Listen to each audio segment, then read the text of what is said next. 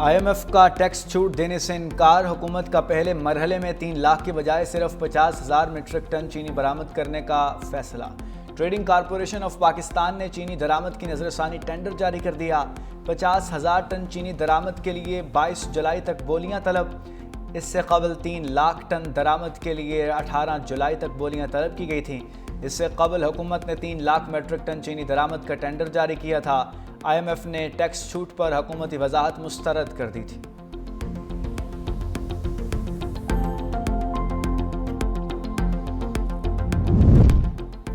FBR کے اضافی اختیارات پر حکومت اور بزنس کمیونٹی کے اہم مذاکرات کچھ دیر بعد ہوں گے۔ مذاکرات کے لیے حکومتی وفد میں وفاقی وزیر خزانہ، وزیر پیٹرولیم اور چیئرمین FBR شامل ہوں گے، جبکہ اجلاس میں کراچی، لاہور، سیالکوٹ اور ملتان کے چیمبرز سمیت دیگر چیمبرز کے صدور شرکت کریں گے۔ ملک بھر کی دیگر بڑی تجارتی تنظیموں کے صدور بھی اجلاس میں آن لائن شرکت کریں گے۔ کاروباری افراد نے FBR کو ملنے والے اضافی اختیارات 37A اور 37B کو فی الفور واپس لینے کا بڑا مطالبہ کر رکھا ہے۔ مناسب مہلت دیے بغیر FBR کا ریکوری نوٹس جاری کرنا غیر قانونی قرار، سپریم کورٹ کا فیصلہ جاری۔ جسٹس عائشہ ملک نے 18 صفحات پر فیصلہ تحریر کیا۔ فیصلے کے مطابق ٹیکس حکام کو سزا دینے والے اداروں کے طور پر نہیں بلکہ ریاستی اداروں کے طور پر کام کرنا چاہیے۔ کمشنر انکم ٹیکس کا ایک ہی دن میں اپیل، فیصلہ اور ریکوری نوٹس جاری کرنا انصاف کے اصولوں کے خلاف ہے۔ سپریم کورٹ نے FBR کی انٹرا کورٹ اپیلیں خارج کر دیں۔ نجی کمپنی کے خلاف 2.92 ارب روپے کا انکم ٹیکس ریکوری نوٹس معطل کر دیا۔ دوسری نجی کمپنی پر 1.88 ارب روپے کی ود ہولڈنگ ٹیکس وصولی کی کارروائی بھی کالعدم۔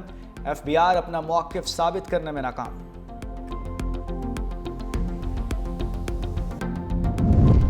عالمی سطح پر پاکستان کی معاشی پالیسیوں پر اعتماد بحال ہوا۔ پاکستان کی معیشت استحکام کے راستے پر، ریٹنگ میں بہتری کی امید ہے۔ وفاقی وزیر خزانہ کی موڈیز کے ساتھ ورچوئل اجلاس میں گفتگو، کہا حکومت نے طویل المدتی استحکام کے لیے متعدد ساختی اصلاحات کیے ہیں۔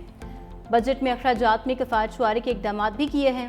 امریکہ کے ساتھ تجارت پر مذاکرات حوصلہ افزا پیش رفت کر رہے ہیں۔ وزیر خزانہ اور معاشی ٹیم نے موڈیز کو معیشت میں بہتری کے ٹھوس شواہد پیش کیے، کہا چند سالوں میں ٹیکس ٹو GDP تناسب 13.5% تک لے جانے کا ہدف ہے۔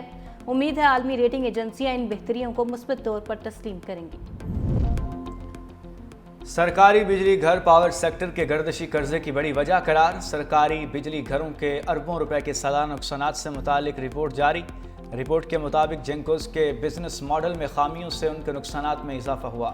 جینکو 1 سے 31 دسمبر 2024 تک 1 ارب 10 کروڑ روپے کا نقصان۔ جینکو 1 نے 120 ارب روپے سے زائد کے قرضے ادا کرنے ہیں۔ جینکو 2 دسمبر 2024 تک 3 ارب 80 کروڑ روپے کا نقصان کر چکی۔ جینکو 2 کے بزنس پلان میں ڈیٹ ری اسٹرکچرنگ کی اشد ضرورت ہے۔ جینکو 3 نے دسمبر 2024 تک 1 ارب 42 کروڑ روپے کا نقصان۔ مہنگائی کے ستائش، شہریوں پر ایک اور پیٹرول بم گرانے کی تیاریاں۔ آج رات 12 بجے سے پیٹرولیم مصنوعات 6.5 روپے تک مہنگی ہونے کا امکان۔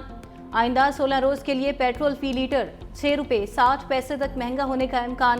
ہائی سپیڈ ڈیزل کی قیمت میں 5 روپے 27 پیسے اضافہ متوقع۔ اوگرا پیٹرولیم مصنوعات سے متعلق ورکنگ کی سمری آج حکومت کو بھجوائی گئی۔ وزارت خزانہ وزیر اعظم سے مشاورت کے بعد قیمتوں سے متعلق حتمی فیصلہ کرے گی۔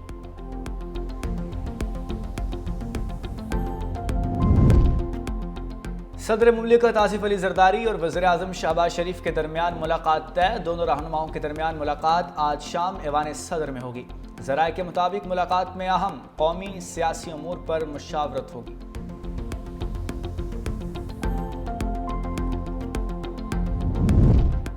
وزیر اعظم شہباز شریف کی زیر صدارت ملک بھر میں دانش سکولز اور اسلام آباد میں دانش یونیورسٹی کی تعمیر سے متعلق پیش رفت کا جائزہ اجلاس۔ وزیر اعظم کی دانش سکولز اور دانش یونیورسٹی کی تعمیر میں ڈیجیٹل اور جدید کلاس رومز پر زیادہ سرمایہ کاری کی ہدایت۔ وزیر اعظم کا کہنا تھا کہ بطور خادم پاکستان قوم کے بچوں کو بین الاقوامی معیار کی تعلیم و تربیت اپنی اولین ترجیح سمجھتا ہوں۔ دانش سکولز میں اساتذہ کو بہترین پیکج فراہم کیا جائے۔ اساتذہ اور سٹاف کی بھرتیوں میں شفافیت اور میرٹ کو اہمیت دی جائے۔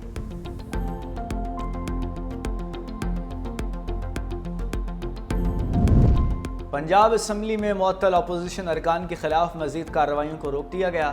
ذرائع کے مطابق حکومتی اتحاد اور اپوزیشن کے مذاکرات نتیجہ خیز ہونے تک اسپیکر کی اسمبلی سیکریٹریٹ اور حکومتی ارکان کو اپوزیشن کے خلاف مزید کارروائیاں نہ کرنے کی ہدایت۔ ذرائع کے مطابق اسمبلی سیکریٹریٹ نے اپوزیشن کے 26 میں سے 19 معطل ارکان کے خلاف مزید کارروائی کرنا تھی۔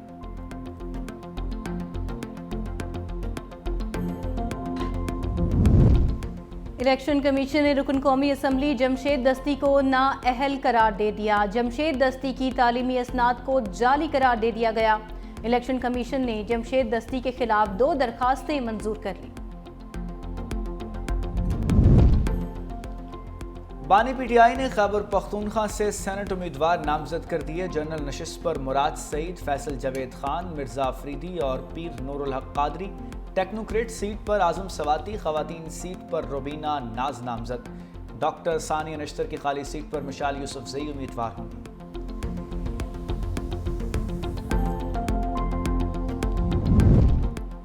اپوزیشن لیڈر قومی اسمبلی عمر ایوب کی مشکلات میں اضافہ۔ انسداد دہشت گردی کی خصوصی عدالت نے 24 اور 26 نومبر کے 14 سے زائد مقدمات میں بری ضمانتیں خارج کر دیں۔ عدالت نے عمر ایوب اور ان کے وکیل کی عدم پیروی پر ضمانتیں منسوخ کی۔ جج امجد علی شاہ کا عمر ایوب کی فوری گرفتاری اور عدالت میں پیش کرنے کا حکم۔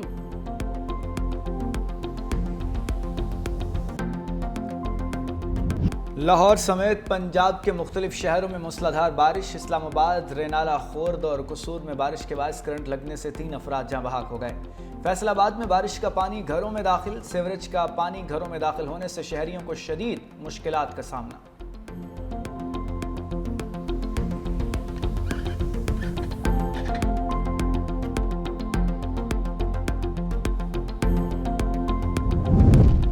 مونسون بارشوں سے ملک بھر میں ہلاکتوں کی تعداد 120 سے زائد ہو گئی۔ مرنے والوں میں آدھی تعداد بچوں کی، متعدد خواتین بھی شامل۔ این ڈی ایم اے کے مطابق 26 جون سے 14 جولائی تک سب سے بڑا واقعہ سوات میں پیش آیا، جہاں پر 13 سیاح سیلابی ریلے میں بہہ گئے۔ سیلابی ریلوں اور لینڈ سلائیڈنگ سے ملکی انفراسٹرکچر کو بھی شدید نقصان پہنچا۔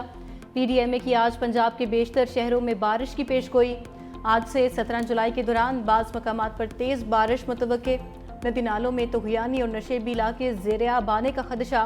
پی ڈی ایم اے کے مطابق دریائے سندھ میں تربیلا اور تونسا کے مقام پر نچلے درجے کا سیلاب ہے۔ چشمہ اور کالا باغ کے مقام پر پانی کا بہاؤ نارمل ہے۔ دریائے راوی، چناب، جہلم اور ستلج میں پانی معمول کے مطابق بہہ رہا ہے۔ ڈیرہ غازی خان کے رود کوہیوں میں پانی کا بہاؤ نارمل ہے۔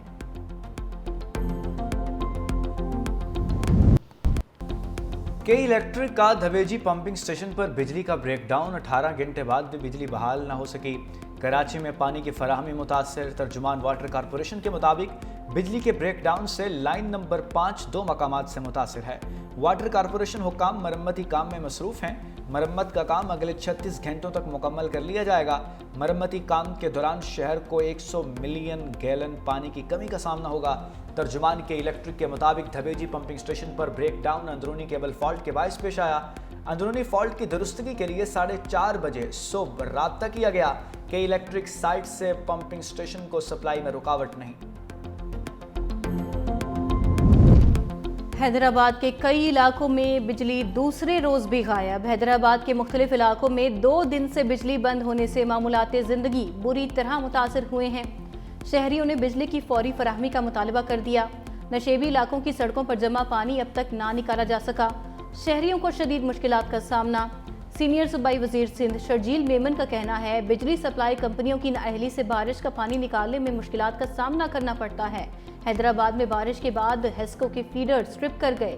بجلی بند ہونے سے بارش کا پانی نکالنے میں مشکلات ہوئیں۔ شرجیل میمن نے کہا حیدرآباد کی انتظامیہ نے جنریٹرز کی مدد سے بارش کا پانی نکالا۔ شہر کے زیادہ تر علاقوں سے پانی نکالا جا چکا ہے۔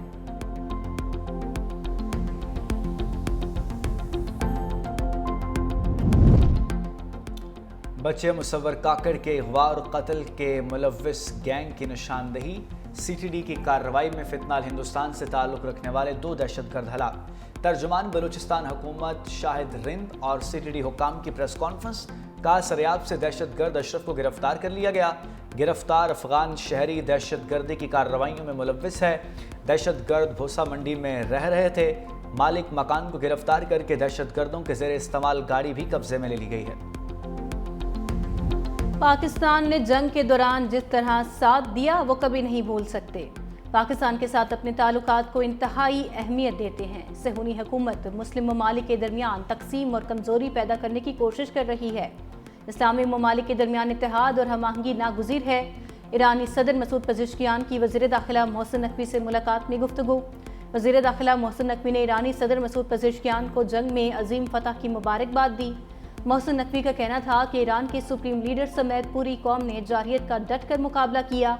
وزیر داخلہ محسن نقوی نے وزیر اعظم شہباز شریف کی جانب سے ایرانی صدر مسعود پزشکیان کو نیک خواہشات کا پیغام پہنچایا۔ محسن نقوی کی ایران کے سپریم لیڈر آیت اللہ خامنائی کے مشیر اعلیٰ برائے بین الاقوامی امور ڈاکٹر علی اکبر ولایتی سے بھی ملاقات ہوئی۔